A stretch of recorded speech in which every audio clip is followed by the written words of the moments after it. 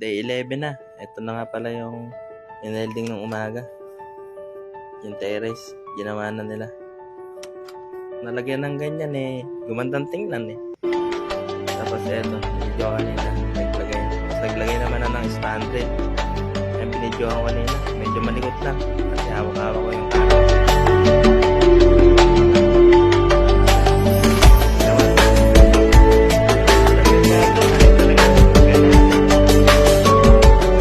Tapos nilagyan naman nila ng ano, yung sa may kisame.